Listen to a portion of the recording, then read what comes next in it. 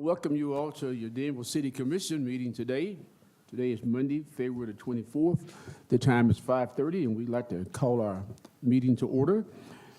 In doing so, we're going to open up with a word of prayer being led by Commissioner Cottle, and then we'll all stand for the Pledge of Allegiance to the flag.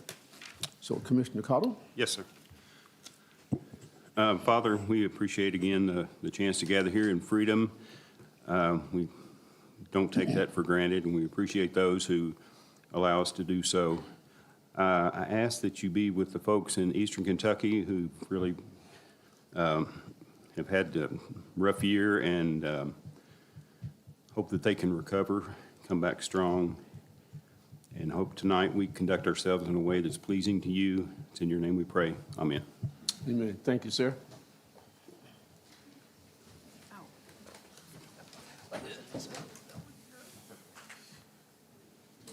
I pledge allegiance to the flag of the United States of America and to the republic for which it stands, one nation, under God, indivisible, with liberty and justice for all.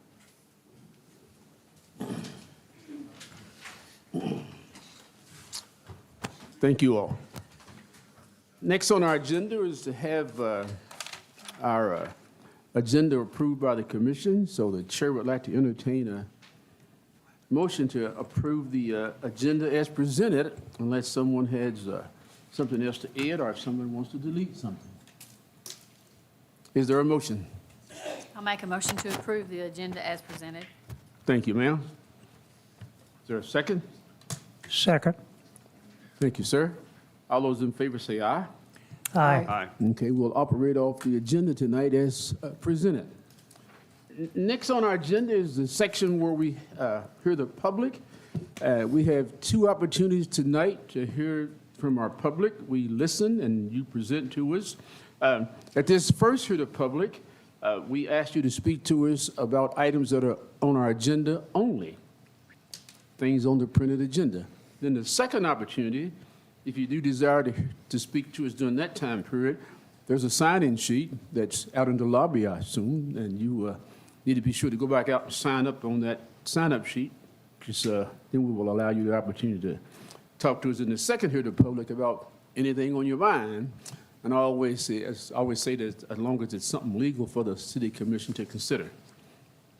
So this is the first here to the public. If you desire to speak to us about items on our agenda, please raise your hands. I'll recognize you. You come to the podium, give us your name, rank, and serial number, and we'll let you speak to us for about 3 minutes or less, okay? Anyone want to speak to the commission about things on the agenda? Hearing and seeing none, I want to say let's move along. Thank you all again. Next item on the agenda is a health department update from Mr. Blevins. Hey, I appreciate the opportunity to talk to you all for a few minutes tonight. Appreciate Earl working this out to get me on the agenda. Want to talk to you about the rural heart and lung study that's going to come to Boyle and Garrett County. Real excited about this. Been working on this for about a year. And it's coming out of the University of Louisville with Dr. Boone. And what's happening is it's happening in more than just Kentucky. It's happening around the United States, but it just so happens Kentucky's one of them. Right now, they're in Perry and Breathitt County, but they'll be coming to Boyle and Garrett August-ish and be here for about 6 months. And the brochure I gave you is a little info to go along with the email I'd sent you before, just to remind you of what that is. And here's what it boils down to. There's going to be over 800 people between these two counties that get to have free exams on lung and heart issues. That could be going on, or they could be fine, but they can be a part of that. And they'll do it on their own free will. There's nothing different about that. It'll all be protected by HIPAA, so there won't be any information like that coming out on a person's individual information. But later on, as the study goes on, the results that come out of all these counties, we'll be able to see some more data on what does this sample of our heart and lung for our people look like in this community, which I think is pretty cool. And if you looked at the list of the tests that they will actually get It is, if you had to pay for that, I don't know how many thousands that would be, but it would be extensive. And that's a real, I think that's a real benefit to this coming for the people that get to do this. And then when they're done with the exam, they also get a Fitbit and a phone app so that they can continue, the study can continue to track data on these people over time. And to, you know, at some point, be able to get a body of data that we can look at. Another thing I really like about this is while they're doing the exams, if they identify something right then, that is that urgent, they will get referred out to a medical provider. And Ephraim has been in the group with us as we've been looking at this. Jason Dean was a representative for them. So you would think in this community, Ephraim and other providers too, you know, they could be referred out right here in this community to see what kind of help they need, if they need some. Real excited about this. I think it's going to be a really good thing for us. So here's my ask. There's always got to be an ask with this. So what I would like to ask you all is to give us the permission to bring in the Rural Heart and Lung Study, Dr. Boone and the people that are with her, and to be able to talk with Earl or whoever with the city that needs to happen, to see if there's a place on the city property, whether it's Millennium or any other spots that look good, that we could put this unit for about 6 months. It's a semi when it comes in. This is no just small piece of equipment. And there are some places it can go, but there's also some places that it would need special concrete. The great thing about it is the study provides every bit of this. They provide the pad, the electrical, the whole deal. So when they leave, if that's what had to happen, or once they leave, then that pad is still there and all that setup is still there to be used however, in this case, the city would want it to. So that's my quick, hopefully, ask. Is there any questions about that I missed or something I need to say further about that? Well, that's an easy ask for the city, but my question, not my question, but is, you didn't share the age requirements and limitations, because. They are right here. Oh, I know they are. 25 to 64. Yeah, so all you Is the age on that. commissioners are eligible for it. I'm too young. But it's, it'll cover a large group of people. Wow, And yes. if you look at the numbers, I think it's 800 and, I don't know, 50 or Yeah. 880 some. So if you looked at just population percentage, you know, let's say that Boyle County ends up with 500 of those people and Garrett County ends up with 300 or so, you know, that would be 500 of our citizens that would have the opportunity to do this. Yes. That's neat. Any other questions? What do we need, Earl? Just general permission, I think. I don't know that we probably will do some sort of letter back and forth, just confirming where it's at. I don't know, we don't want to provide necessarily security for it or anything like that. I don't think they're asking for that, but we'll confirm that in maybe a letter back and forth when we can agree to a spot, so long as you are okay with that. We talked about it briefly with him, maybe Jenny Rogers, maybe Millennium Park, maybe, you know, some other property that's in the city's control. So we'll dig around and look and make sure that we can get a good place. Sounds good to me, yeah. All right. And it's an easy one, yeah. Thank you all very much. Thank you, Earl, for Thanks for, helping with that. thanks for Brad. making folks aware of it too. The biggest thing was, I think people forgot that we were doing it. Yeah. And so it caught people off guard. So I appreciate you being willing to come and reintroduce the topic. All right. Thank you, guys. Thank you, sir. Next on our agenda is an update from the Danville Bull County Development Corp. Mr. J.J. Harris is going to do that. Thank you, Commissioners, Earl and staff. So I've got with me today Harold Nally and Josh Gooch from the office. Let's see if we can get this to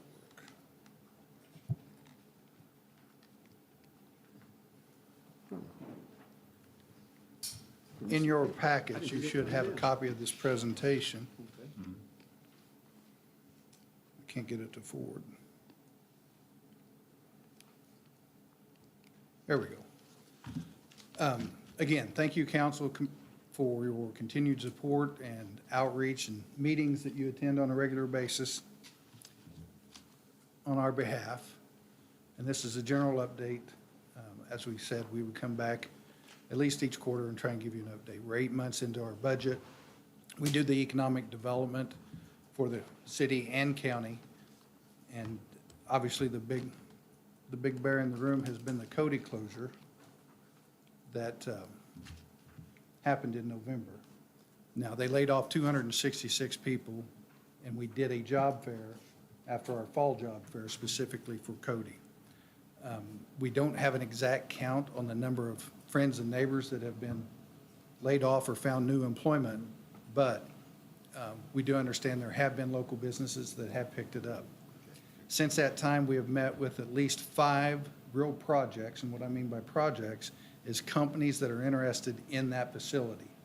That facility is 821,000 square feet on 300 acres. The building and 100 acres is for sale, and then there's a couple, 215 acres that's left over on the backside and surrounding the property that could be available for some small development, but it has gas lines running through it. We've met on a regular basis with those 5 entities that are interested in that facility.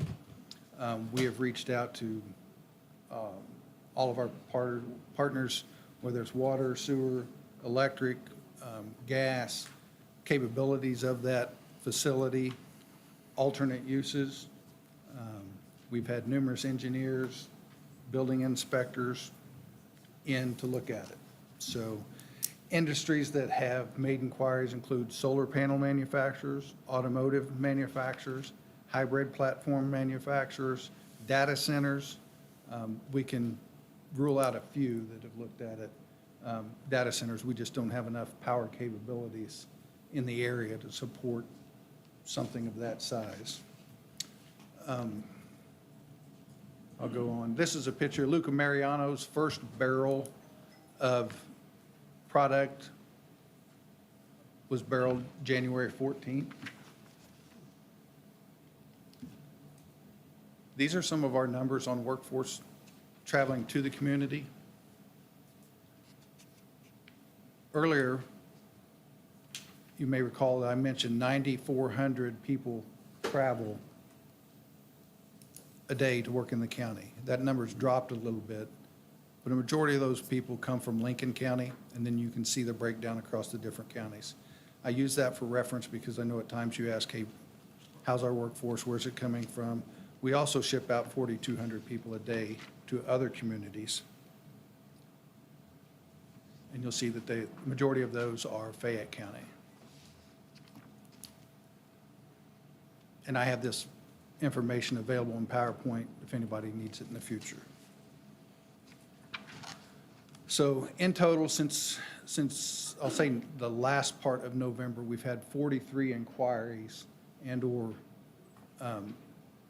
companies that wanted to locate, whether it's small business, big business, industrial contacts. That's up from 30 of last year, so from the last reporting period. So there's been a lot of activity, and a lot of that centers around the Cody LSC.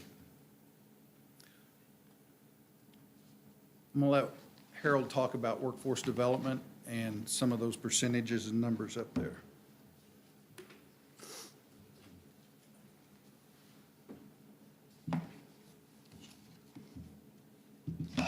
Thank you, JJ. Thank you, Commissioners and Mayor. Just to give you an update, I'll give you a couple figures here, and then I'll talk about the job fair and some other activities that we've been involved in. As you can look and see, as far as our unemployment numbers, and this is strictly as far as Boyle County, that has inched up since the last report at 4.5. Where we are seeing some noticeable numbers ticking up is our workforce participation rate. And I've been here a little over 2.5 years, and that's the first time that that number has changed. Not because as far as looking back, it's looking back over a 5-year period. So that's a good number as far as with the state average, which we're still below about 5 percentage points. But that's a very positive number there. The average weekly wage has held very consistent as far as at 973. And also as far as looking at the age of those that can participate in the workforce at 16,000. Positive number there as far as the establishment, as far as businesses. That's gone up, and that's a good number to see in that. What I will tell you, and Mayor, I didn't know if you passed these out or not, but going to do a little promotional work here as well. We do have the job fair that's coming up in March 27th, that Thursday, 10 to 2 at the showroom. We've already filled our capacity as far as vendors and attendees, so we're right around 50 or so. We've been very consistent with that over since March of 23 when we had our first regional job fair. And you see those numbers at the bottom there, the 300, 300, and 450. Those numbers are estimates, of course, but as far as the participations, and one of the things that we've really tried to do is survey our participants, where are they coming from, what's the profile in that. Out of that 450, that last number that you see there for the fall, about 130, 140 of those were high school students from 5 area high school through the region. And what we're really trying to do is put an emphasis as far as building that pipeline and that workforce and helping to create opportunities and keep our workforce here in Boyle County. And speaking to that, as far as some of the activities, whether it's Center College and getting in there and working with some of their business students and other students, mock interviews. We also serve as a community partner with Danville High School and very, very active with that. I will tell you too, as far as building our partnerships, working with the Bluegrass Area Development District, we just signed a memorandum of agreement, which basically was something that we were already doing. We've been serving as rapid response folks as a partner. As JJ mentioned, as far as Cody, we had been having laid off 266 employees. We had about 140 of their employees come through just for the job fair for Cody back in November in that. Still building our partnerships on a regional, whether it's the chamber here, Lincoln County, Garrett County, Mercer County, and working with them. As you can see through that number, as far as the number of folks that come into Boyle County, this is a great economic hub as far as workforce development and economic development. So that's all I have for that. I'll pass it over back to JJ. So on this slide, you'll notice that the unemployment rate for Boyle County is 5.1%, or excuse me, 5.5%. Kentucky's 5.1%. And that's as of December. And that reflects the Cody LSC closure. Now, they still have about 30 to 40 folks out there tearing down equipment, which is going to take pretty much all summer long. They're tearing down the equipment, shipping it to another location, and or selling it off. It's old printing equipment. There are things in the works, again, building inspections going on, potential buyers for this facility, potential users for this facility that keep us occupied with our time. And a lot of questions going around from different entities.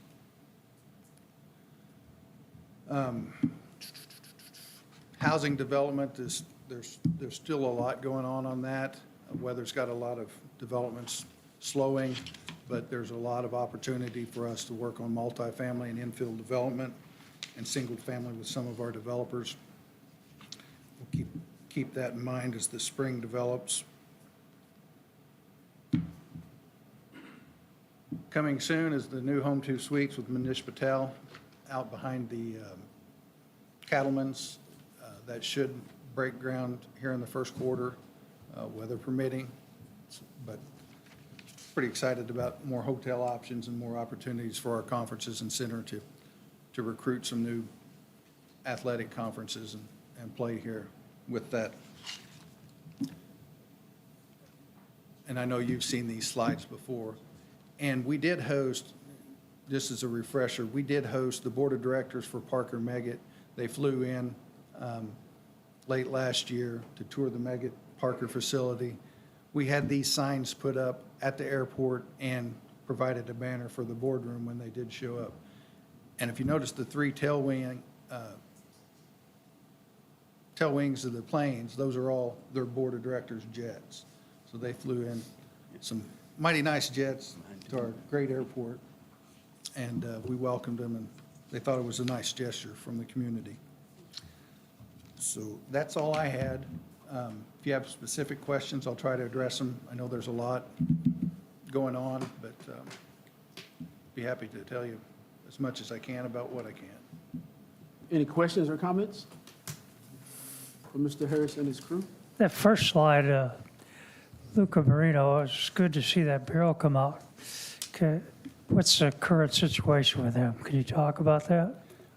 We have tried to schedule a couple meetings with them and not been successful. So between us and the chamber, we're still trying to nail down getting the right people in the right places at the right time. But their building's up, they are producing. Okay. That's all I can tell you for now.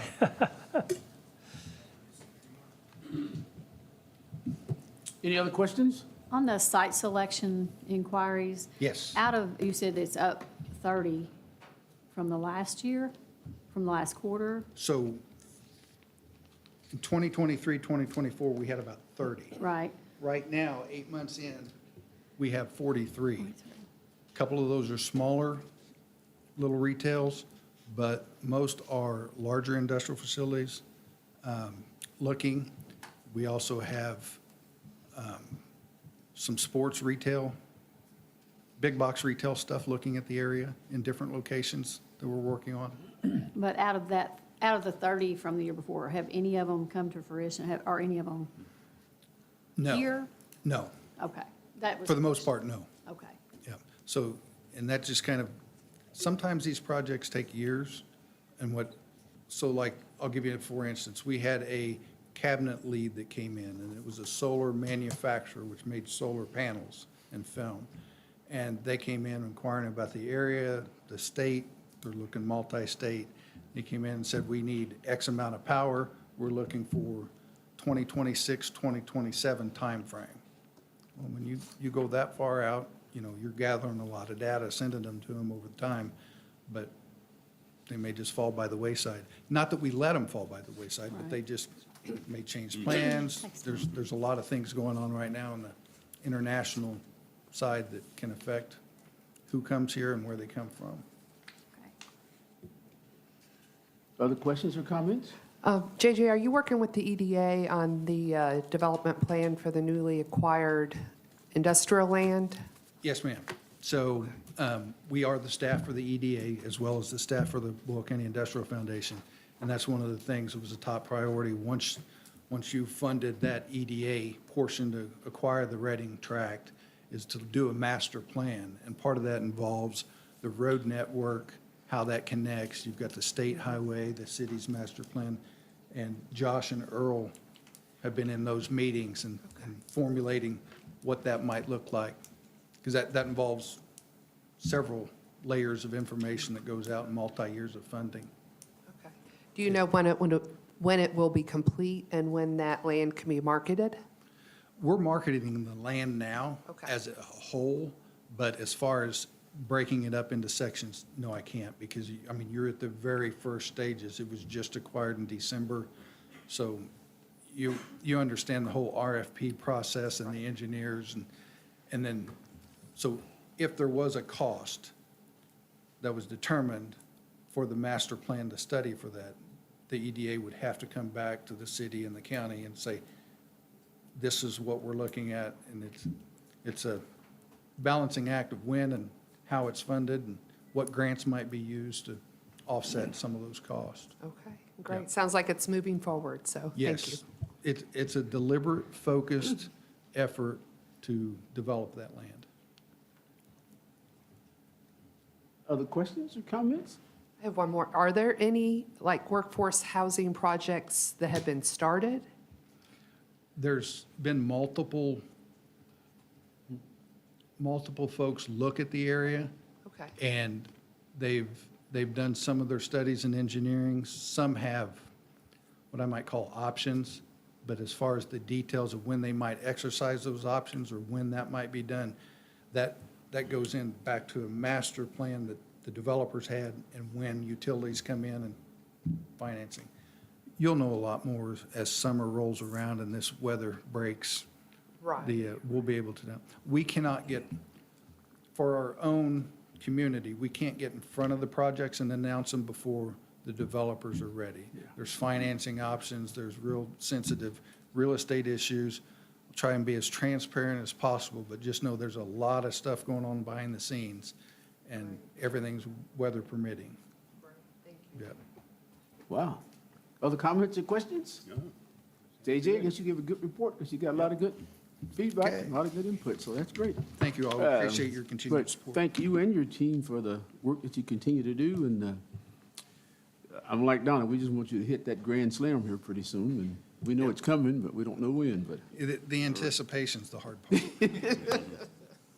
I'd have thought the weather out for us, right? Yeah. Okay, thank you, guys. We don't get to hear from Josh?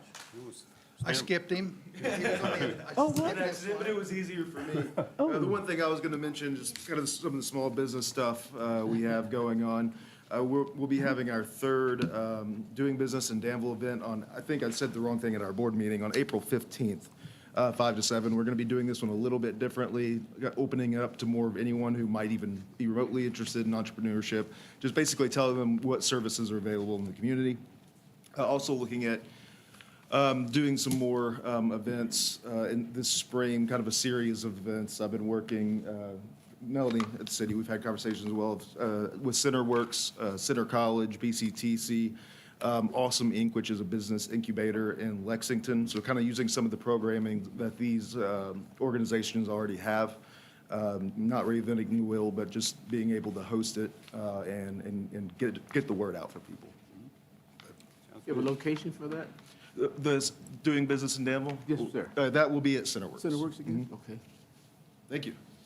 all right. Thanks, Josh. It was short and sweet.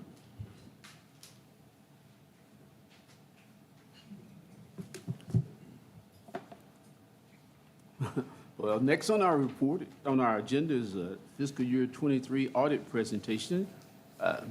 Ms. Compton and This is, just for introduction purposes, Leanne Waters. She is the audit director of our audit this year, and she is at the firm Cherry Beckert. And she'll cover the FY '23 audit that we recently wrapped up. And if you all have any questions for me or for Ms. Waters, you all have, in your packet, you had a copy, I think, but you also got some physical copies of their summary and the audit report. I thought you were going to do like a musical presentation. No? I don't sing in public. I'll try to stay awake. You don't want us to sing and dance. It would be bad. We're accountants. All right, thank you all for giving me time on your schedule today to go over the 2023 audit. I've prepared some high-level remarks, and if there's a very specific question that maybe I can't answer tonight, in your package, you do have my telephone number and my email address. City commissioners email me and call me all the time to ask me questions, so please feel free. Before I go any further, I want to thank Lee and Earl and the team here at Danville. We had excellent cooperation during the audit. They were very responsive to our requests and in providing information just as you would expect that they would be. So it was a great experience working with them. So looking at your audit report, I'm going to turn you to page number 1. And we are issuing again this year an unmodified opinion, which just means that these financial statements are presented fairly in all material respects they correctly represent the financial position of both the governmental fund, the business type activities, and each major fund balance, as well as the other results of operations for each one of those reporting units. And so I'm very happy to tell you that. I've had people ask me before, but what does that mean in all material respects? What does an unmodified opinion mean? And so what it means is that these financial statements are reliable for your decision-making purposes. So I want to pull you over to page number 2 and just point out the supplementary information paragraph. There are certain pieces of information that are in the back of your statements. Those include the combining financial statements for all of your non-major funds. You all have quite a few funds of the smaller funds. And then because your organization, because your city does administer over $750,000 in federal financial assistance, you are subject to a uniform guidance audit. So we have another financial statement called the Schedule of Expenditures of Federal Awards that details out all of the different programs and the dollars you expend under those awards. And we are issuing an unmodified opinion on those documents as well. All right. Do you all have questions before I move on a little bit? Okay, I'm going to point you out to you, and we've already talked about this with some of the commissioners out in the hall. Pages number 4 through 11, 4 through 10. This is the management's discussion and analysis. I really like this statement, and I would encourage you, if you haven't had the opportunity to do so, to read this, because this is a narrative explanation that Lee puts together of how, what went on during the year. You see the numbers in the financial statement, but this gives you some language behind it to tell you what those numbers mean and why things happen the way they did. If revenues are up, why are they up? If expenditures are up, why are they up? So that's great information for you all to have. I wanted to focus tonight just a little bit. I know you've got a busy schedule, so I'm going to pull you forward to page number 15 because I wanted to just focus very briefly on your general fund. Your general fund balance was $20,857,000 at the end of fiscal year 2023, and that was a decrease of about $9 million that year. That is largely related to transfers that the general fund made to support two other funds. That includes a $6.3 million transfers to the Streetscape Fund, and then another $5.3 million to the Parks Fund. Do you all have any specific questions about the general fund that you all would want covered? Any questions or comments? I'm going to point out just a few notes to you all. You all probably know that these notes remain pretty standard from year to year. I think they were probably tweaked a little more this year. Lee had a lot of input into these notes. But there are just a few things that if I were sitting in your position, I would want someone to point out to me. So going to page number 26, at the very bottom of the page, there's a detailed listing. I'm going to give you a minute to get there, I'm sorry, of your cash, your restricted cash and investments. And we identify what the purpose is for each one of those restrictions. So we have your debt service reserve of $7.8 million, your depreciation reserve of $1.4 million, and then unexpended grant proceeds of $5 million. What I want to tell you all about the debt service reserve and the depreciation reserve is those are very important. Those are required by your bond statements in your sewer fund. And so one of the things that we do is test to make sure you are in compliance with your debt covenants, that you've set aside the appropriate level of funding that you have been required to do. And I'm happy to tell you that you all met that test. So I think that's very important to point out. On page number 30, we talk about custodial credit risk, and that's just the risk that the city is exposed to due to the fact that you have over $250,000 on deposit in certain of your financial institutions. So one of the things we do is test to make sure that those institutions have provided appropriate levels of pledges to collateralize your funds. So we found that to be the case, and that's a positive thing. You would think that would just happen, right? But it doesn't. Frequently, we find that that's not the case. So I think what that tells you is that the city has been proactive about letting your financial institutions know about your cash flow, when you're going to have peaks, and so that they can take care of that and pledge the appropriate level of collateralization. Something I'd like to point you all to is page number 51. This is, I think all cities want to know about their debt. How much money do they owe? So on page 51, you have a detail of the debt that is related to your general fund. And then below there, you can see what the debt requirements are for each of the next 5 years and then into the future in 5-year increments. So that just kind of gives you some idea of how much you're going to be called upon to service debt.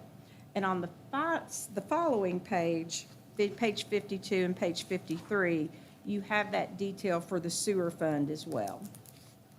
So I do like to point that out. You do, especially related to the sewer fund, there's a substantial amount of debt. You all knew that. That was a conscious decision that you made. I'm losing pages here in your 80-page financial report. Page number 54. I think this is interesting on note number 3 because this just details the transfers, particularly the ones that I spoke about earlier between the general fund and all the different funds that the general fund dollars are supporting. So you can see the detail of each one of the funds that is receiving some subsidy, really, from the general fund. On page number 55, we have a subsequent event. That is just an event that took place after June 30th, 2023, and prior to us issuing these financial statements that we feel need to be here for a user of the financial statement, such as yourself, to be aware of. And that just has to do with the issuance of the GO Series 2023 bonds, and then the bond anticipation note that you have. Additionally, during this year, you implemented a new accounting standard called, it's a mouthful, it's called Subscription-Based Information Technology Arrangements. And really what that relates to is if you had any kind of IT subscriptions that were long-term, that met the definition, they would be set up as a liability on your balance sheet. So you all didn't have any material agreements that met that scope, so it didn't have any impact on you. I always like to point out, starting on page 51, we have some detailed schedules related to your participation in the county employees retirement system. It just goes to the funding status of that plan, of those two plans, the hazardous and the non-hazardous, and how that's looking.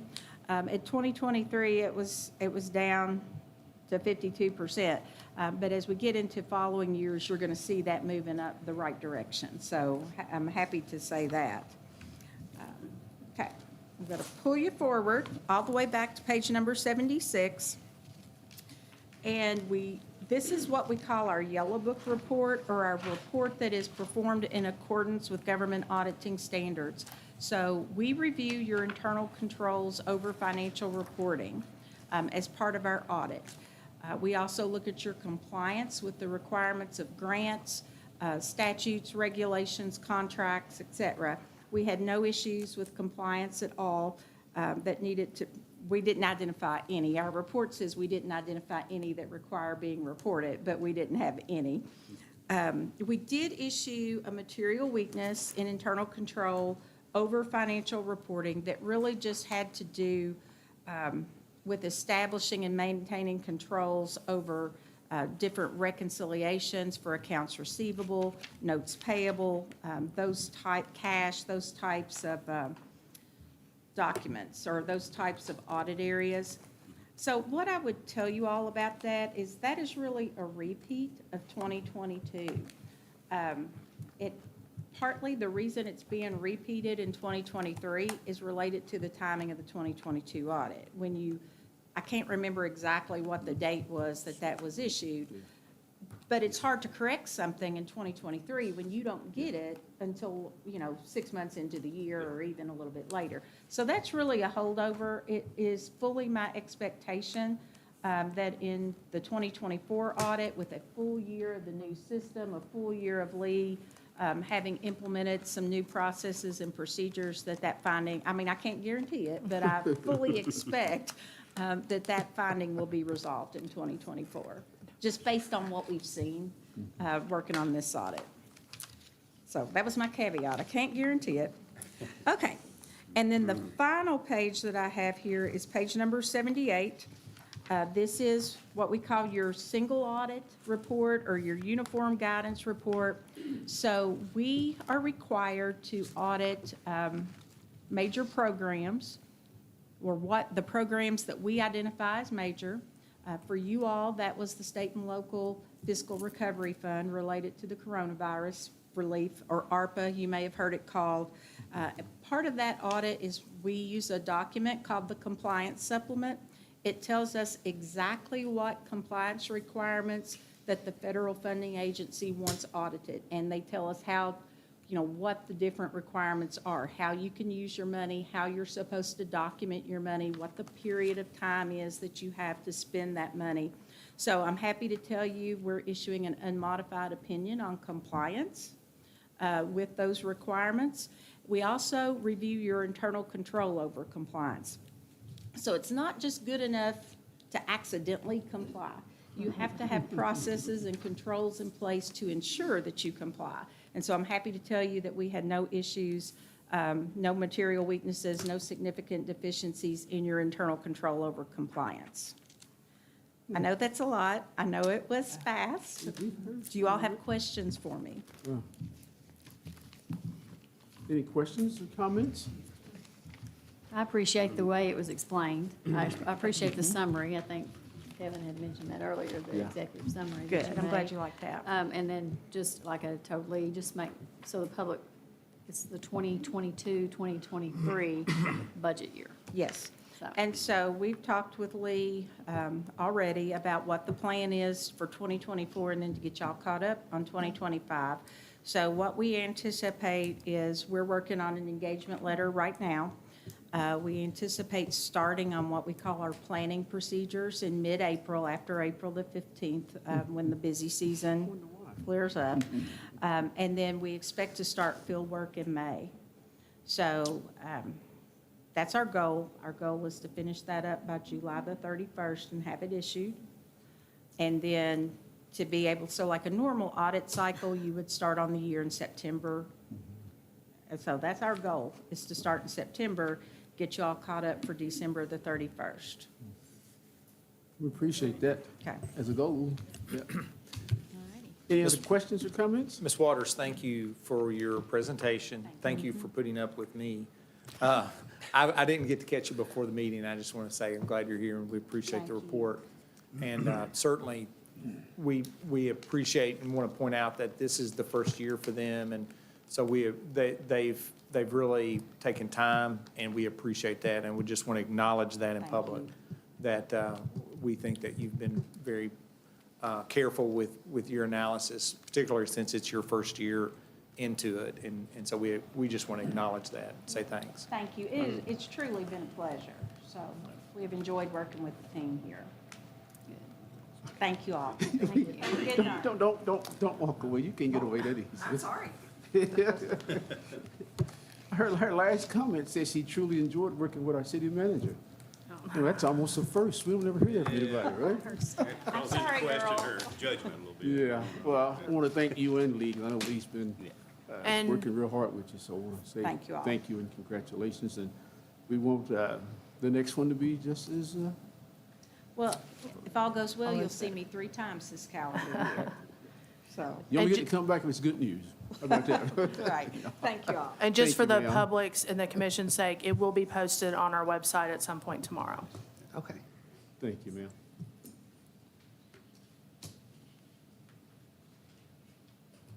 Now, that's a presentation. We don't have to approve or accept that, do we, guys?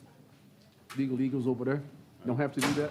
All right. I don't remember doing that. So the next item is approval of the minutes of the previous meeting.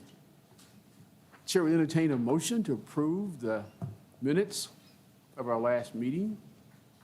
I move that we approve the minutes of the 2/10/25 regular meeting as presented. Thank you, sir. Is there a second? Second. Thank you, sir. Any corrections, additions, or deletions? Any comments? Hearing none, all those in favor of approving our minutes, say aye. Aye. Those opposed, likewise. Thank you. Motion carries. Next item is Resolution 2025-02-2401. It's a CLG grant application. Yes, ma'am. Ms. House? Mayor, Commissioners, good to see you this evening. I also wanted to recognize that two of your Architectural Review Board members are here, Mr. Lynn Bauer and Mr. Gary Nogle. So they do a very hard job for this city, so we want to make sure that we thank them for their Well, work. thank them for their service. They Yes, get ma'am. paid a lot of money. So, as I was here last time, and I appreciate you all passing the grant application for the website. We're going to get to work on that. But as I talked to you a little bit last time, this is a grant application to redo the sign design guidelines for the historic district downtown. Those particular guidelines we'll be dealing with only will be the signage for the district downtown and public art as it is attached to the buildings and structures downtown. So I want to make sure you all understood this was only for the downtown area. There are some things that we really want to dive deep into. We want to be able to give you as a commission the ability to really have a voice in what we say about the signs that are downtown and what the public wants to see in their downtown. And we also want to make sure that planning and zoning, which we are now part of, that the language of planning and zoning on both the signs in the historic district and the public art in the historic district is kind of going together. So if you apply for a mural downtown, let's say, the Architectural Review Board only looks at how that's applied to the building. But then they have to go to planning and zoning and maybe get a variance, sort of the size. So we want to try to make that, as I've talked to Earl, like a one-stop shop so that we don't have to send people, and then they get this plan for this mural and suddenly it's going to cost them $500 or whatever for a variance. So I think that's really very important to make sure that we have one defining goal for everything and one set of guidelines that we work on for everything. And again, this is only for the historic district in your downtown area. It is a matching grant. As far as I know, we're going forward with the grants right now. So, and I gave you all a copy of that last time when we spoke. I'm happy to answer any questions you have about that. And the other thing, none of this will actually get moving until after July. We've got to let out the bids for who's going to do the consulting work. Then we've got to work with the community and everybody to get these design guidelines together. So I really, it is our goal to have all of this done by July of '26. So, Thank you for coming back, and thank you for clarifying. I didn't get to spend as much time as I wanted with her because of some other issues, but we appreciate her patience with us and appreciate her presentation. When was the last time those were updated? I remember we tried about 10 years ago, and I don't know that we It ever was, passed it. it was 2012. 2012? When we looked at all that. Now, we did do some work on the public art because of some of the mural issues, but there's still some discrepancies there with planning and zoning, particularly that variance issue. But all of this was done in 2012. So it's, I kind of feel like after 10 years, we Yeah. need to pull them out and have a look at them again, because that really gives you all the enforcing ability to talk to the public about the decisions we make. To Joni's point too, integrating that DHB into the planning and zoning reg which is why you wanted to do it, right? Which is why you wanted to move them to planning and zoning, is to be able to make that opportunity more seamless for the citizen that's applying for a sign. So it's a good thing to go ahead and get started, and timing is definitely good. Okay, Chair needs to entertain a motion, and then we can do some other discussion if necessary, but is there a motion to accept this grant application? I'll move to approve Resolution 2025-02-2401. Thank you, ma'am. Is there a second? Second? Thank you, sir. Any other questions or comments? So when will you hear back if you are awarded the grants? They're due by the 1st of March, and they usually let us know about the 15th of April. But I can tell you, I've had numerous discussions with the Kentucky Heritage Council, and I'm pretty sure we're going to get approved for it, because this is something they really want to see happen. So I expect to hear mid-April So you would come back with the grant award? Yes, oh, yes. Yes, Yeah, and sure. you'll have an opportunity to put it in the budget, which was an important distinction for me, in that it's not this year, no money will be spent. Right. You'll approve it in next year's budget, so you'll have a follow-up opportunity to authorize us to put it in the budget beginning July 1st. And to let you all know, too, when I did kind of a draft scope of services and sent out to a lot of these consultants to kind of gauge how much money we were talking about, it was really very important to me to have at least 2 public meetings and at least 2 meetings with you all and some training sessions about how this actually works out, so that everybody can have a say and kind of understand the process as well. I think that's real important. That sounds good, too. Call for the question then. All those in favor of passing this resolution, say aye. Aye. Those opposed, say aye. Motion carries. Thank you, ma'am. Thank you. I need your Signatures. John Hancock's on there. I'm going to leave this with Ashley, and then I'll come back Wednesday and pick them up. Would that work for you? Okay, thank you all so much. Thank you. Thank you, ma'am. Thanks, Tony. Next item is the second reading of ordinance 2045, the all-important commission meeting time and date. So the floor is open for discussion. Oh, Madam Clerk, should we read the ordinance? Yes, sir. All right. This is the second reading of ordinance number 2045, an ordinance amending Article 2, Section 2-21 of the City of Danville Code of Ordinances, revising the regular meeting schedule of the Board of Commissioners. Thank you, ma'am. Then we can discuss or entertain a motion or both or. If I move to deny, would that be just based on time or just, could we approve and change the time? You can have a motion to revise, Okay. which would in fact, if passed, would make it a first reading. Okay. I'm going to make a motion to revise What is that revision, please? pending discussion to a later time. Oh, well, that wouldn't be the proper motion then. If you're making a motion to revise, then you would revise the ordinance as it's presented to you and say what you would change in it, revise specifically in the ordinance that's before you. So you have suggested time. Yeah. Yeah. So the ordinance before you has a time of 4 o'clock Yes. on the second, fourth Monday of each month. That's what you were going to revise it till it's 4 o'clock, right? So what is the revision? Well, I think we should discuss it. Well, so Okay, no so motion then- then. Could we- You must have an idea. All right, then well, since that's not a legal motion, then it's not a second, so I'd like to make a motion to approve the ordinance as discussed, as presented, with a time of 4 o'clock on the second and fourth Mondays. I will second that for discussion. Okay.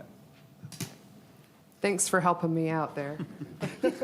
I miss a meeting and just, Hey, we talked about you. I received a few more feedbacks, a couple more 4:30s, a couple 5:30s, and a 6, and I didn't know what kind of feedback you folks got back. Well, you know, the ones I got back all set 9 o'clock, right? That's right. No. He's talking to the mirror. I was talking in the mirrors in all the different rooms, right? So 4 was a little early, based on some, less than 10, but a small group of feedback additional since the last meeting.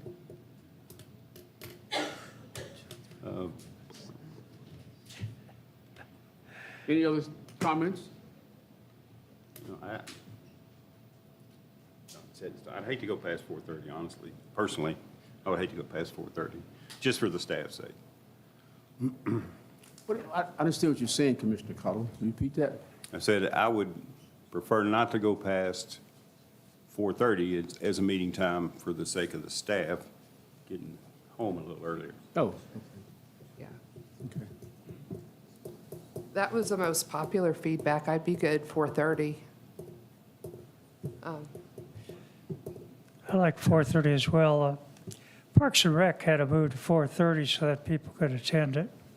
get some people that may be involved in schools that are teachers and they just can't get away. I know that's only one segment of our society, but I just thought I'd share it. Yeah. Additionally, with both of our Hear the Public opportunities, that would provide Hear the Public at two different times, well into the meeting, perhaps at the beginning, and then also closer to 6 as well. So it provides a lot of opportunity. You know, we haven't discussed that about Hear the Public, but we could have the Hear the Public all at one time, or we could decide we're going to not have Hear the Public at all. Not a very popular thing to do. But, since y'all tossing it all out on the table, might as well get it all out there so that it can get reported on, you know, social media that we discussed all kinds of things, right? I like to hear the publics as they are personally. Yeah, I do too, yeah. But I'm just trying to toss all your options out there to you. Yeah, I like how they are too. I was just saying, by the time we hit the second No, one, I it's see. Yeah, usually like exactly. an Yeah. hour into the meeting, so, okay. Okay. So it has been properly moved in second. You've had a chance to discuss it. Does someone want to call for the question, or does the chair have to call for the question? Or And this is for 4 o'clock. this is for the 4 o'clock. That's what you and I made a motion. Right, the motion on the floor is for the ordinance as written and presented, which would be a second reading of ordinance number 2045, which has a stated meeting time of 4 o'clock, and it would be your second reading. Which should be, yeah, the final reading. Correct. So if you want to change it to 4, someone may want to make a revised motion at this time for the Well, 4th. that wouldn't be appropriate at this time, because there's already a motion and a second. can't do So there's a that. motion on the floor that has to be properly voted Yeah, on that's right. as it sits today. So if it got voted down, we could start over. That's what you're saying. Well, I'm going to call for the question. And since it's an ordinance, we have to do a roll call vote. So Madam Clerk, would you do a roll call vote for us, please? Commissioner Caudle, No. Commissioner Peak, No. Mayor Atkins. Yes, ma'am. Commissioner Holland, And no, Commissioner Saris. No. So since the vote failed, you are now free to make a revision to the ordinance, which would make it a first reading, if there is such a motion, Mayor. Yes, sir. I'm following right along with you. So the floor is open for another, you know, we spent a lot of time trying to decide on the date and time. Come on. That's right. The floor is open for another suggested date and time for our regular meetings for the 2025 calendar year. And y'all better hurry up, because I don't Well, want to make one. I'll make a motion that we keep the days the same as the first and, what is it, second and fourth? Second and fourth Mondays. Mondays, and the time be 4:30 in the PM. And I'll second that. So for the clarity of the record, then ordinance 2045 will be revised to 4:30 as motioned and seconded, Mayor. So the motion would be for such being a first reading of the revised ordinance 2045. All right. As long as Again. Stephen's keeping up with it. Again, I'm with you, all right? So it has been properly moved in second that we set our regular meeting time at 4:30, and the days remain the second and fourth Mondays of the month. Does Madam Clerk need to read that ordinance for the first reading? It has been read, it'll be read properly the second time, so you are Okay. free to conduct the vote if you so choose. Yes, sir. All right, thank you, sir. All right, so is there any other unreadiness? Hearing none, let's roll call vote. Commissioner Peak, Yes. Mayor Atkins, No. Commissioner Holland, yes. Commissioner Saris, Yes. Commissioner Caudle. Yes. Take my ball. So the ordinance will be revised, and at your next meeting, you will have a second reading of revised ordinance Which 2045. means we have to remain, the next meeting has to still be at 5:30, right? Correct. All right, so y'all drag it out, okay? Well, it has potential, all right. Thank you all for your participation in this decision-making process. Okay, next item is, I appreciate the opportunity to show parliamentary procedure in action, sir. Thank you. That was spellbinding, Stephen. It really was. the next item is, we're ready for our city manager report. Thank you, Mayor, Commissioners. The Wednesday, the 26th, is the KLC Day in Frankfurt. Legislators, I think we have a couple folks going, and so that's a positive.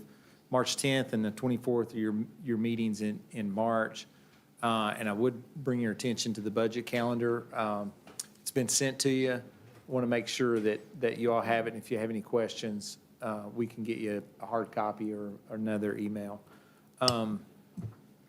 The park and pool facility visits, Josh, would you want to give an update on your all's progress? Yeah, we wrapped those up Friday. We went down to actually South Carolina, North Carolina, and Tennessee. Thursday and Friday, we drove for 16 hours and visited 5 different sites. So we had a long couple of days. But that totals up 11 different facilities. Tommy and I and other parks, and Melanie's been to a few with us, and Yvette with Parks Maintenance has been to a few. So Tommy's going to put a report together with pictures and videos and a write-up, and he's going to try to bring that. I don't know if it'll be in 2 weeks, but at least maybe the meeting after that. So one of the next 2 meetings, Tommy's going to come back with a report to you all. We got back about 7 o'clock Friday night, so I couldn't get him to get it ready for tonight. So, but I think it went really well. Like I knew this was a something we needed to do, but it actually exceeded my expectations on how much we learned, what to do and what not to do at a lot of these facilities. So it was very worthwhile. So on the road again, huh? Yep. Wow. Thank you. Any questions on that? Otherwise, we'll keep going. KLC, we did the February 12th. The mayor and I got to go to the Economic Development Simulator in E-Town. I know I felt that was very informative, and certainly there'll be others in the future. I think Commissioner Peak was wanting to do the one in Somerset when it came up, and certainly we'd encourage you to do that.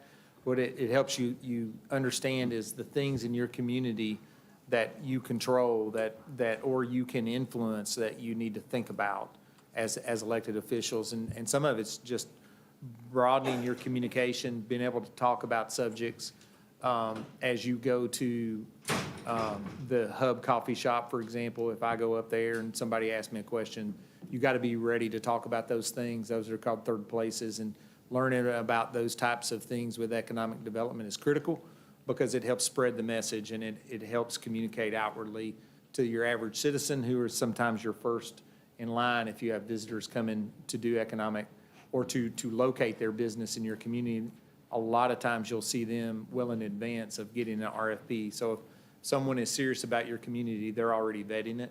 And so having the people in the community aware of what the city is actually trying to do in a lot of ways is very helpful and can be very influential when it comes to economic development.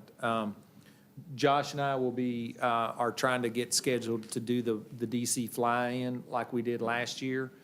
We are going to try to do that again, number one, because it wasn't that expensive.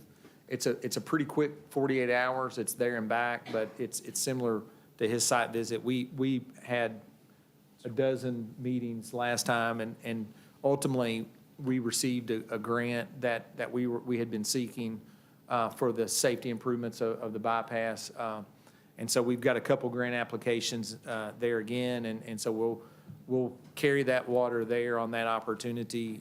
So that's going to be in May 13th and 15th, but I wanted to make sure we mentioned that to you as soon as we could. We saw their registration going up last week, and so we went ahead and hopped in on that. The downtown master plan is progressing. So the U.S. Bank building is demolished. That site is cleared. So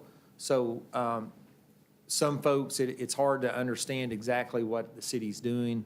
What we're trying to do, just to clarify for the general public at large, is to take some smaller parcels of land that are underutilized or underperforming and make larger parcels, and then get those back into the private sector to accomplish some of the things that were identified in the original Downtown Master Plan report. The Downtown Master Plan report was not a project-minded thing. It was more about downtown land use and organizing that in a thoughtful way with some adjacencies to your economic things that are happening. So, for example, Main Street is considered our iconic district. So for the Downtown Master Plan indicated to lean into that on Main Street and lean into preserving that and lean into the history of that. The area around the hospital was identified as the medical area. And so leaning into that led to the sale of the Walker Hall property to the hospital, which we see them progressing now with their master plan because we were able to facilitate that.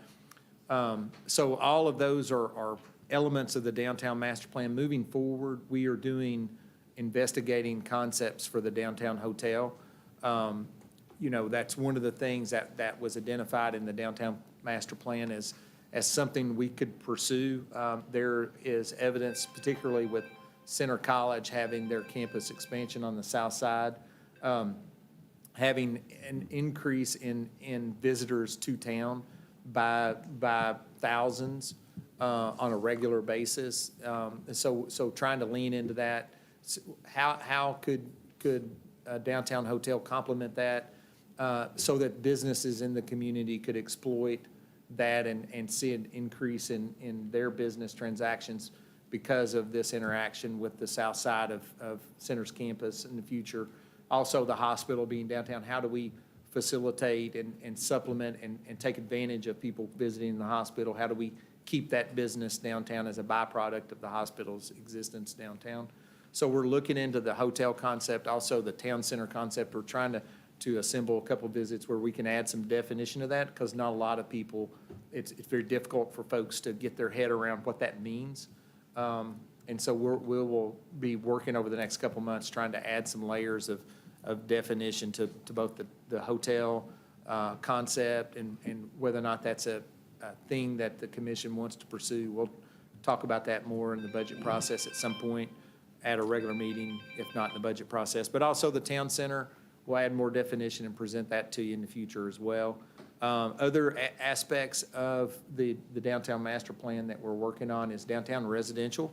So we're looking for ways, where can we develop downtown residential units. We worked with the housing task force through the EDC, and we'll continue to do that and work towards continuous study on some of our parking lots. Which ones could you incentivize, and which one could you include in a TIF district to help fund a residential start downtown potentially? And so we're working on all those aspects. Certainly planning and zoning has to have some considerations to allow for all those things. For example, parking lots is a primary use for a parcel of land now.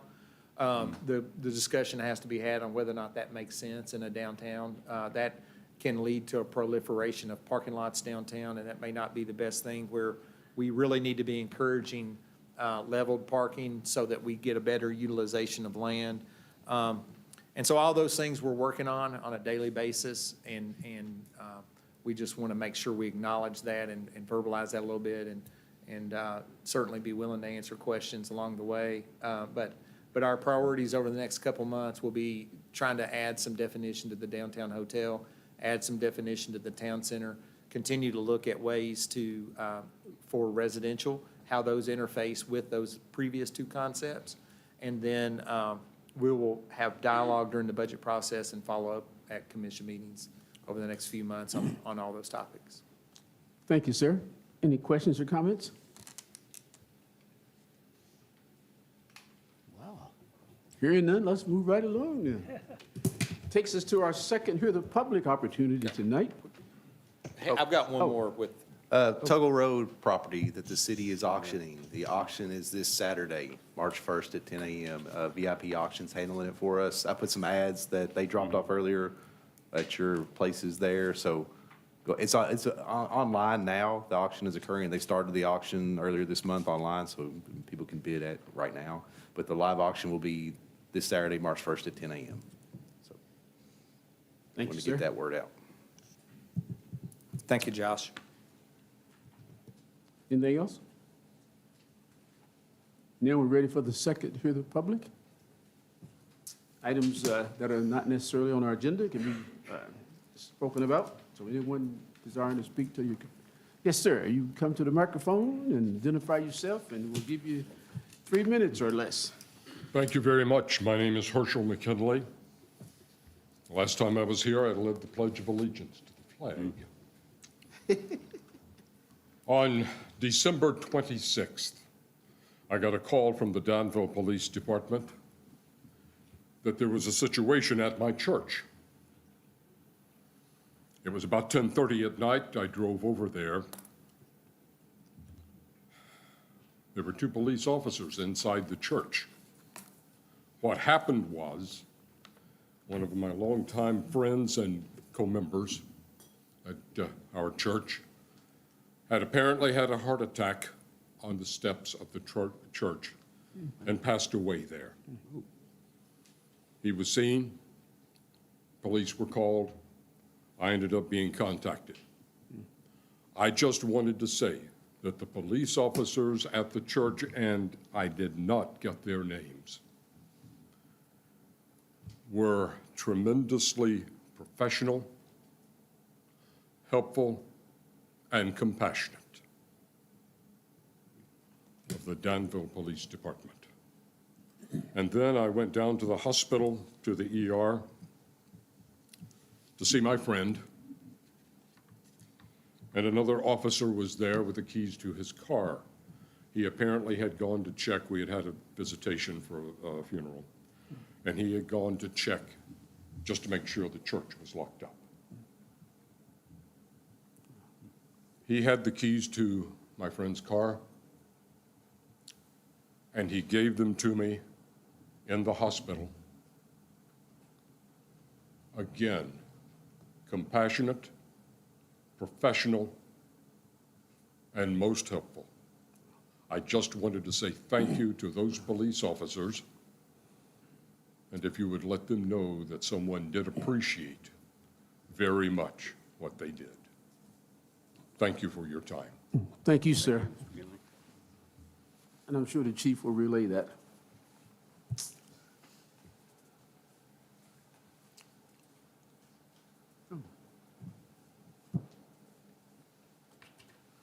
Anyone else desiring to speak to your city commission this evening? We sort of all sort of needed to hear a little bit. Need to hear a little something like that. So, anyone else? Okay, if not, let's move into commissioner comments. Don't all y'all speak at the same time. No comments? I just want to say thanks to all the staff for working through the rain and the snow and the floods and all that they do to keep things going. So I do appreciate that. And then Josh is not here. That's all right. I'll ask him in a minute. About the cemetery committee, or they were going to meet, or we were going to meet, or they wanted to meet with us. I'm not sure. I know that they brought that, or he brought that to us, so. I know they've been working on the finalization of their revisions that they want to present to you all, so they may just be waiting. They canceled their February their February meeting because of weather. So it may be March, April before you all Okay. get together with them again. Thank you. Well, Josh is outside, but I was going to say something about the calls and the comments that I've received walking downtown about the location signs. Really neat. And then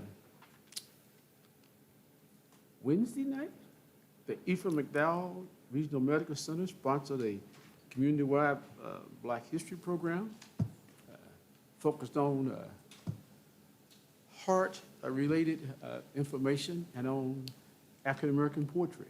And it was well attended, and the 2 presenters, Dr. O, he gave me permission to call him Dr. O because he has a name that has about 15 letters in his last name, and then Frank X. Walker were the 2 presenters, and they both did an outstanding job, and they both were recipients of Keys to the City of Danville. But well-attended program. Okay? Any other commissioner comments? Yeah, I'd like to say that as hard as our folks work in City Hall and fire, police, water utilities, it's very gratifying for them to hear positive feedback back from the community. Sometimes they're just doing their job and assuming everything's okay, but it's nice to hear it as well, no. Thank you, sir. Anyone else?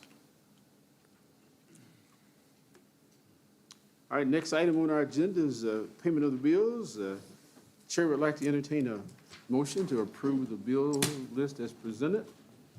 I make a motion to approve the bills. Is it, I'm assuming the 362,000 on the front page, it says 353, but the bill list looks like 362, 771.33. Yes, it should be $362,771.33. That's just a typo on my cover sheet. I Okay. apologize. No, that's fine. I just want to make sure which one, so. I make a motion to approve. Thank you, ma'am. Someone graciously offer up a second? Second? Thank you. She's more gracious. Any questions or comments about the bill list? Hearing none, all those. Oh, I have a question. I'm slow, sorry. The enterprise lease, Lee, the 72,000, is that Yes. for a month or a year? So that is for the month. That is the, technically, that is the lease and maintenance for enterprise, but that is what our lease agreements cost between all the funds throughout the year. Right now, I believe we have somewhere in the neighborhood of 105-ish vehicles that we lease through enterprise. Okay, that's what I wondered. Thank you. You're welcome. That is a big number, Yeah. but when you compare it, you know, again, we try to look at that every year, obviously, for obvious reasons. Number one, it's a huge expense, but there again, the cost to replace those on a frequent basis, this is still significantly more affordable. If you have 100 vehicles, you replace 10 a year, it starts to exceed that pretty quick at that rate. Yeah, and I see it includes the maintenance, which is Yes. huge. Yes. Okay. All right, other comments or questions? Hearing none, all those in favor say aye. Aye. Aye. Those opposed, thank you all. Next item is Resolution 2025-02, 2402, a grant acceptance. Mr. Morgan. Yes, thank you all. In May, the city applied for a Land and Water Conservation Fund grant through the Department of Local Government, the state. It was for a performance pavilion at Millennium Park that we identified in the master plan that we worked with Mayor Becker on a couple of years ago. We applied for the maximum, which was $250,000, that would require a $250,000 match. So we would have $500,000 for the project. And we were awarded that grant. They sent us a letter a couple weeks ago. We need to sign the letter to accept the grant, and that's what we were requesting tonight, to sign the letter of acceptance. The timing on these, I don't even think we'll be spending this money in FY '26. It'll probably be FY '27. It's taken a year to 2 years to get these processed even after award. We're still waiting on the Butler Drive Park playground money that we received 2 years ago. I think we'll be looking at, we'll fund this in the future budgets as they come along, but it's probably going to be at least a year and a half before we can move forward with the project. Still a good thing. Yeah, still a good thing. Is there a motion? I move for approval of Resolution 2025-02-2402. Thank you, sir. Is there a second? I'll second. Thank you all. Any questions or comments? Where would the pavilion be? On the master plan is identified being on, if you're going in the road up to softball, it was on the left. There's that grass area that sits in front of the grove of trees there. We play soccer on it now, young kids soccer. That was meant to be like a civic green where we would keep the grass in place and put the pavilion there on the road.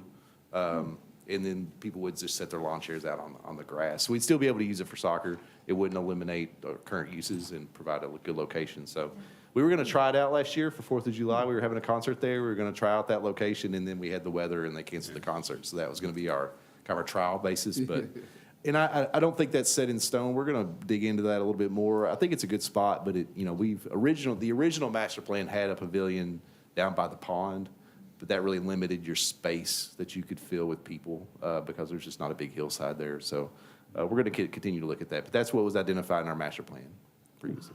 Okay, cool. Other questions or comments? Yeah, this is something that we talked about many, many years ago. So our current Parks and Rec director, Tommy, and other folks involved, do you still see this as a need? Yeah, Tommy's really excited about this. Tommy's Okay. a music guy. I don't know if most people know that. He was a touring musician for a long time. So he's very excited about us having a place that he can put on, that he could put on concerts. I mean, to be honest, we talked about our trip Thursday, Friday. I got we were talking about this on the road, and he's very excited about it. So I think it is definitely a need, especially considering that 4th of July concert we were going to have was like I said, it was going to be a good trial run for some of the bringing more of a festival type atmosphere to the park for certain occasions, and this stage would just lend itself to that as well. All right. Call for the question. All those in favor, say aye. Aye. Aye. Those opposed? Thank you all. Next item is 2502, 2403, landscape maintenance bid. Yes, thank you. The city received 2 bids on February 2nd for our landscape maintenance contract services. The bid tab is in your all's packet. The 2 bids we received, the low bid was from a company called Afix in the amount of $77,866. And the second bid we received was from Divine Creations in the amount of $82,885. The reason we were going to put this on the last agenda, we went back and forth on it for a while internally, me and Rick Henry, the Public Works Director, discussing it. And Divine Creations has had this contract for almost 20 years and has successfully administered this contract. It's a long time, and we kind of go back and forth with them a lot on stuff, but they do a good job, and the community appreciates the work they do. So we're actually recommending that we go with their bid. It's about $5,000 higher, but we think that's worth just the amount of experience and reliability that we will get with Divine Creations. Okay, thank you, sir. Is there a motion to accept the Divine Creations bid of 82,000 plus? I make a motion to approve Resolution 2025-02-2403. Thank you, ma'am. Is there a second? Second. Thank you, sir. Questions or comments?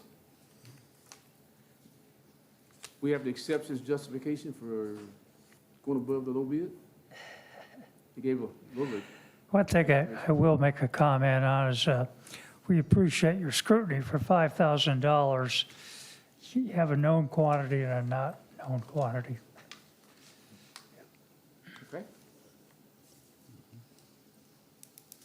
All those in favor? Aye. Aye. Aye. Those opposed? Motion carries. Josh, you have the next one, another cemetery maintenance bid. Yeah, and this turned out very similar to the landscape bid. We received 2 bids on February 18th. Oh, actually, sorry, 3 bids.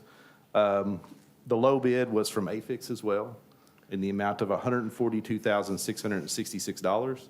And then the second bid was from Cutting Edge in the amount of $147,995. The third bid was in the 160s, I believe, so it was a little out of the price range. Very same scenario that we have a bidder. Cutting Edge has had this contract for almost 20 years as well. We've always had successful experience with them at the cemetery, which is a really difficult project to make sure that we don't get a lot of complaints. And we do get complaints sometimes, but they're always responsive to everything we ask them to do. They've come down quite a bit from last year. I guess it was 2 years ago we bid this. We renewed it last year. It was up close to $170,000. So they've come down quite a bit from their bid 2 years ago. So same thing with the amount of experience we have with them and the success we've had over, less than, we're looking at like 3% price difference between the two, around $5,000 again. We recommend going with the second bid, going with Cutting Edge in the amount of $147,995.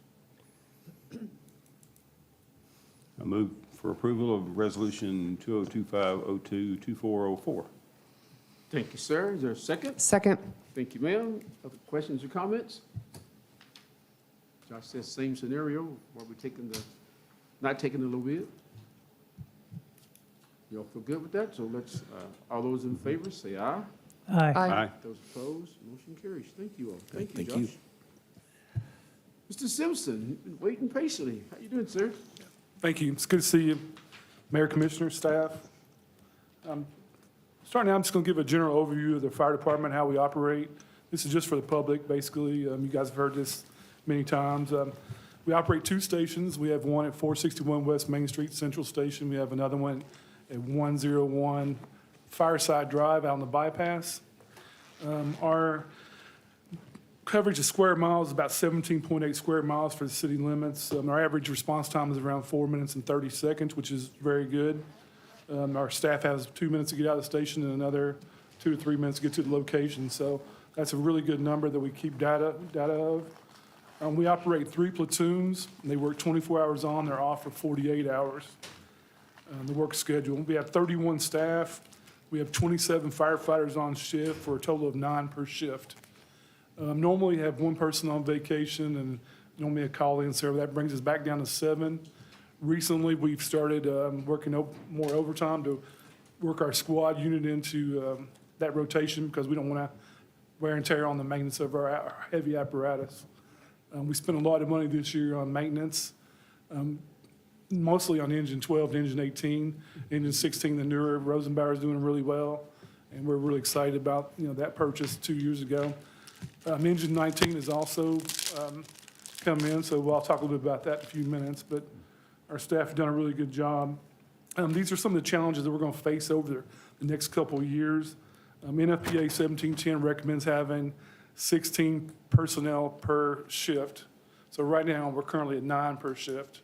So that's going to be a challenge for us to overcome in the next years. The next 2 years, we're going to have about 10 people ready for retirement.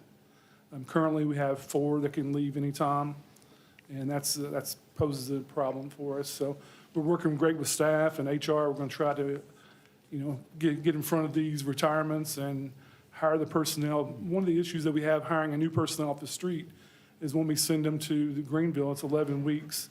And once they get out there, they go EMT class, they don't have their EMT, which is another 3 months or so. And it takes about another year for them to get ready to hit that rotation of engineering, all their certifications they need. So some of the retirees that we're going to have are going to be the engineers, administration. So we're trying to get out in front of that early. 2024, our calls for service were 3,098, which that number has been about the same as it was the year before. 3,098 is a big number for us. 54% of that are EMS calls and 46% fire. For 2024, we had 112 fires. That's not necessarily structure fires. That could be mulch fires, motor vehicle fires. It could be just a number of things. One of the numbers I found kind of alarming is in 2025 so far, 43% of our calls are overlay calls. So that means we're out on a call, we get another call while that one's taking place. So if we get a third call, we may not have staff to meet that need. So I'm not sure why 2025's been so different, but normally that's usually around 20%, but it's been 43% so far this year. So that's kind of an interesting number. More and more people are continuing to come to Danville from surrounding counties, so our daytime population and even evening population is really rising. So we're getting more and more motor vehicle accidents, more calls for medical service. So those numbers I think are probably going to continue to rise over the next 5 years. Public CPR, we did 168 people this year at Central Fire Station. That's a fantastic number. Our next public CPR class is February 28th. That's a BLS class, and that's from 8 a.m. till 12. You can call Central Station and sign up for that, 859-238-1211. Inspections, Fire Marshal did a really good job. We had 128 commercial inspections. Also, just to let you know, we do the school systems, we do Center College, we do the nursing homes, we do basically everything in the city as far as inspections go. Restaurants, factories, so that's a very full-time job right there. And Fire Marshal Lawson did a really good job this year. Car seats, we did 72 car seat installations and education for the public. We have 31 car seat technicians. That brings us, everyone is a car seat technician at Danville. That's a 24-hour class now. They took it from 40 to 24, so that's a really good benefit. Only one we haven't got car seat tech is our executive assistant, but we're thinking about getting her car seat tech as well. Because a lot of times she's there sometimes by herself, and we get car seats coming in, so we're going to look into that. She could do it, too. Yeah, she'd be good. Smoke detector, there's 51 installations, and we're still getting a lot of requests for smoke detectors, especially from the hearing and impaired community. And we're working on getting some more of those grants so we can get some more of those smoke detectors in. If anybody needs a smoke detector, you can call Central Fire Station. We'll try to get one for you. It's really important to have one in every level and every bedroom of your home. They do save lives, and I've seen it in action many times. Training this year, 24, was really busy. We had over 9,000 hours for our staff. Our goal is 265 per person. We averaged 314 per staff. We had two staff members graduate from the Fire School of Kentucky. That was Grant Allman and Connor Johnson. That was the two new people that we had. They did a great job. They're getting ready to start EMT class coming up. Those are the only two EMTs that we don't have at the fire department. Right now, we have 27 EMTs and 2 paramedics on staff. So I said 31 car seat techs. We got classes coming up in Danville this year. Norfolk Southern is hosting a hazmat class down on the railroad. That's going to be July 29th through August 1st. And that's a pretty large scale event. That's going to be for all of Bull County and surrounding counties can come to that. And that Saturday, we're actually going to do a hazmat, scene scenario for that. That's one of the bigger problems that we have in Danville is our hazmat running through the rail yard. That's one of our biggest concerns because it's a high risk and low frequency event. So we're training on that, pretty good. IFSAC aerial class, and that's going to be held at Danville. And we found out we only we got 16 people that don't have that IFSAC aerial class. So we're going to do that one here at Danville. They've done a really good job with all that this year. Just like I said, Engine 19 has arrived. We're really excited about Engine 19. It's a Rosenbauer Avenger model that's very aerodynamic, very sleek looking. It's going to be a nice complement to all of our apparatus. Our staff right now is working to get that in service. They're putting all the tools on. They did pump testing today and training. And right now they're actually not using that engine, but they're out actually training at Bull County Regional Training Center right now with Bull County. So we appreciate them. But our truck committee put that truck together and they did a great job. I can't name everybody who was on it, but we really appreciate our staff for putting that truck together and appreciate the city and your all's foresight in letting us get an apparatus like that. We're very fortunate compared to other fire departments, I feel, to get apparatus and get the equipment that we have. So we really appreciate our staff and the commission for that. That's basically about all I have. Any questions regarding anything? Did you say 168 CPR? Yeah, that's for public. We that's- do wow. public CPR classes, so 168 is a really good number. We can only do 10 people per one instructor, so that's really, really good.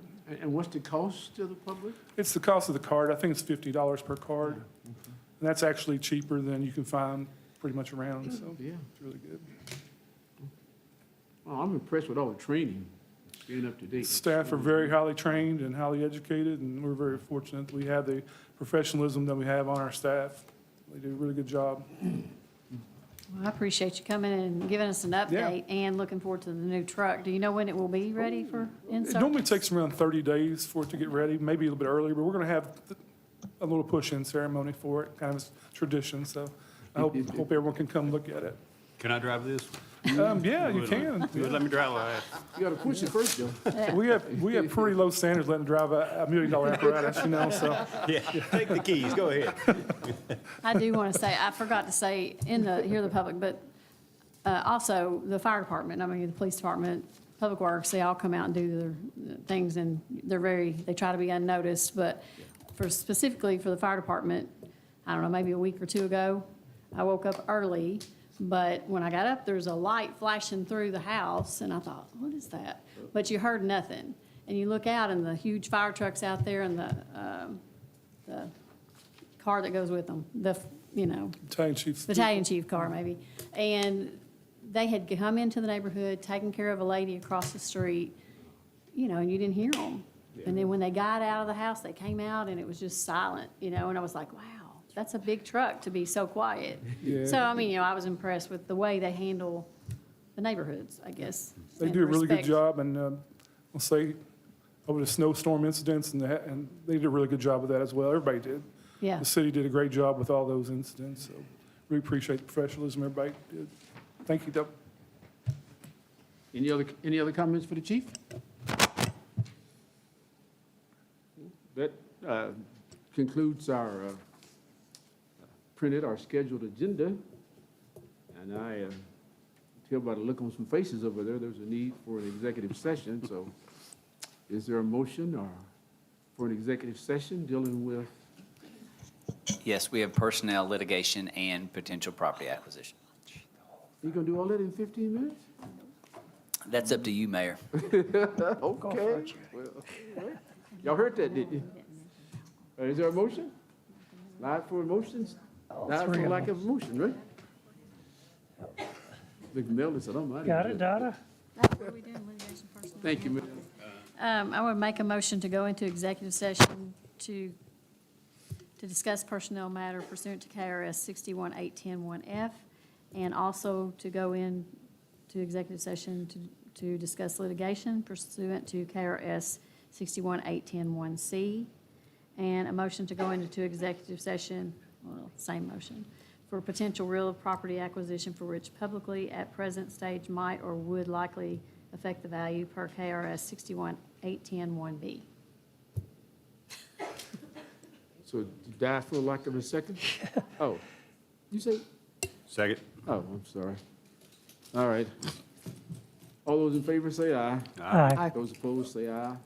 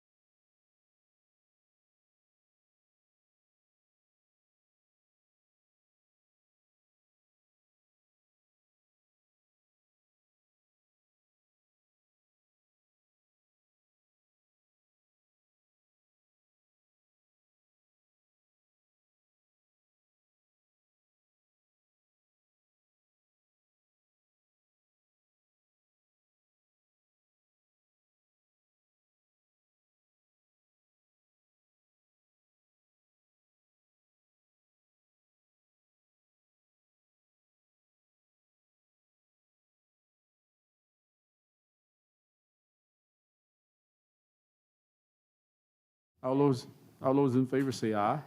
Aye. Motion carries. Chair will entertain a motion. Well, I got one, and just to ask that you accept the resignation of Ricky Sellers from the police officer position. Okay, I'll make that motion. Good luck to all Ricky. right. I'll second. All right, thank you, ma'am. All those in favor say aye. Aye. Now the chair will like to entertain a motion to adjourn. Second. All those in favor? Get up out of here. All right, Aye. thank you.